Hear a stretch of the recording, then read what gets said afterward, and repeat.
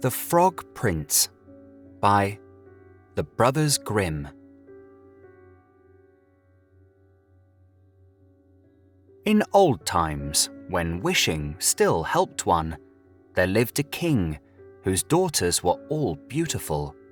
But the youngest was so beautiful that the sun itself, which has seen so much, was astonished whenever it shone in her face. Close by the king's castle lay a great dark forest, and under an old lime tree in the forest was a well. And when the day was very warm, the king's child went out into the forest and sat down by the side of the cool fountain. And when she was dull, she took a golden ball and threw it up on high and caught it, and this ball was her favorite plaything. Now it so happened that on one occasion the princess's golden ball did not fall into the little hand which she was holding up for it, but onto the ground beyond, and rolled straight into the water. The king's daughter followed it with her eyes, but it vanished, and the well was deep, so deep that the bottom could not be seen. On this, she began to cry, and cried louder and louder, and could not be comforted. And as she thus lamented, someone said to her, "What ails thee, king's daughter? Thou weepest so that even a stone would show pity." She looked round to the side from whence the voice came, and saw a frog stretching forth its thick, ugly head from the water. "Ah, old water splasher, is it thou?" said she. "I am weeping for my golden ball, which has fallen into the well." "Be quiet and do not weep," answered the frog. "I can help thee, but what wilt thou give me if I bring thy plaything up again?" "Whatever thou wilt have, dear frog," said she. "My clothes, my pearls and jewels, and even the golden crown which I am wearing." The frog answered, "I do not care for thy clothes, thy pearls and jewels, or thy golden crown. But if thou wilt love me, and let me be thy companion and playfellow, and sit by thee at thy little table, and eat off thy little golden plate, and drink out of thy little cup, and sleep in thy little bed. If thou wilt promise me this, I will go down below and bring thee thy golden ball up again."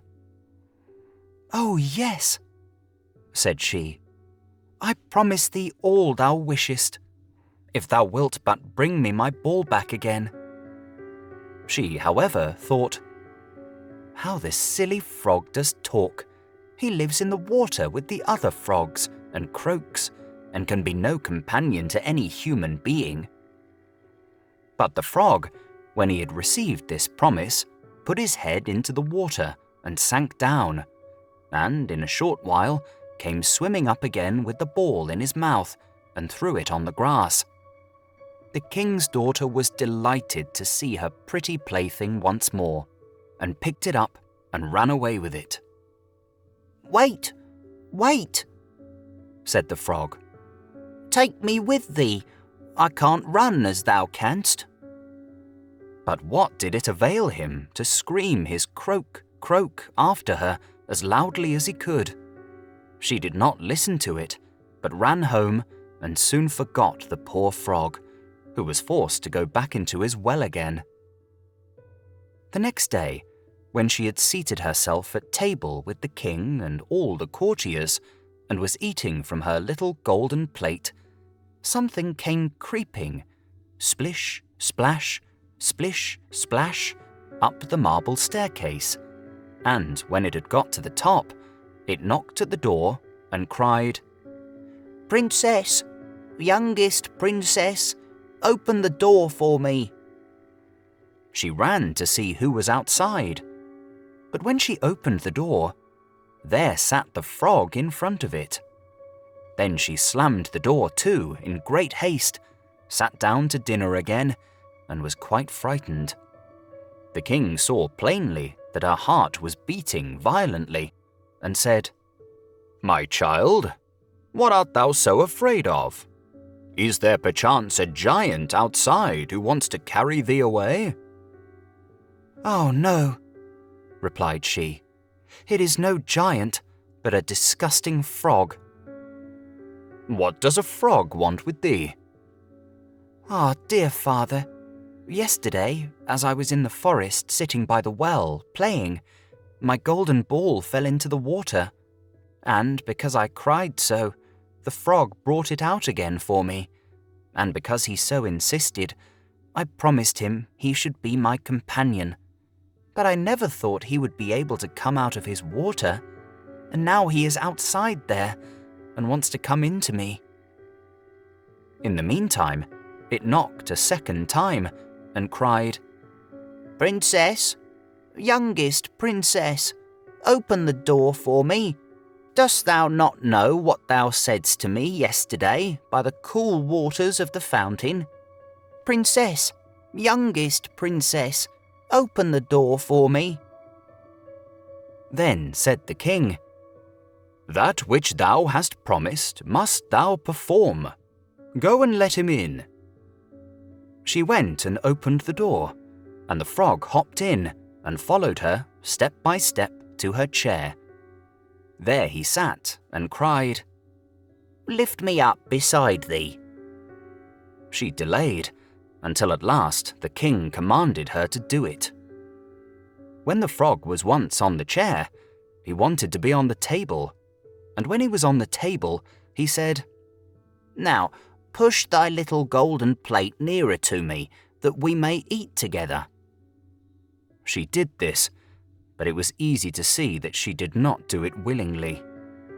The frog enjoyed what he ate, but almost every mouthful she took choked her. At length he said, "I have eaten and am satisfied. Now I am tired. Carry me into thy little room and make thy little silken bed ready, and we will both lie down and go to sleep." The king's daughter began to cry, for she was afraid of the cold frog, which she did not like to touch, and which was now to sleep in her pretty, clean little bed. But the king grew angry and said, "He who helped thee when thou wert in trouble ought not afterwards to be despised by thee." So she took hold of the frog with 2 fingers, carried him upstairs, and put him in a corner. But when she was in bed, he crept to her and said, "I am tired. I want to sleep as well as thou. Lift me up, or I will tell thy father." Then she was terribly angry and took him up and threw him with all her might against the wall.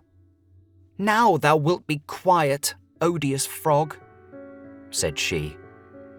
But when he fell down, he was no frog, but a king's son with beautiful, kind eyes. He, by her father's will, was now her dear companion and husband. Then he told her how he had been bewitched by a wicked witch, and how no one could have delivered him from the well but herself, and that tomorrow they would go together into his kingdom.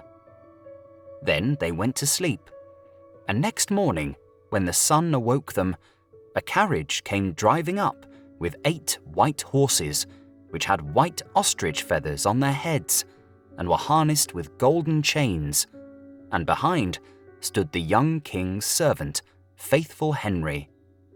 Faithful Henry had been so unhappy when his master was changed into a frog that he had caused 3 iron bands to be laid round his heart, lest it should burst with grief and sadness. The carriage was to conduct the young king into his kingdom.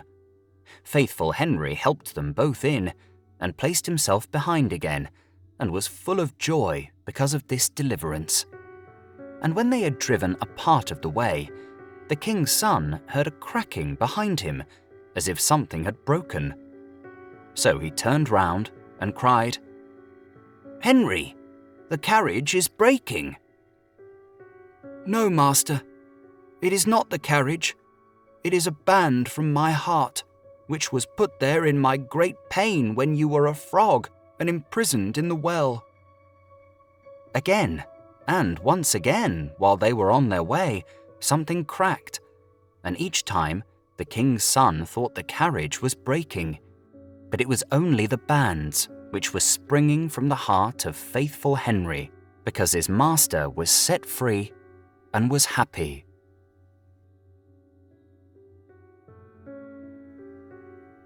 Thank you for listening to The Frog Prince by the Brothers Grimm.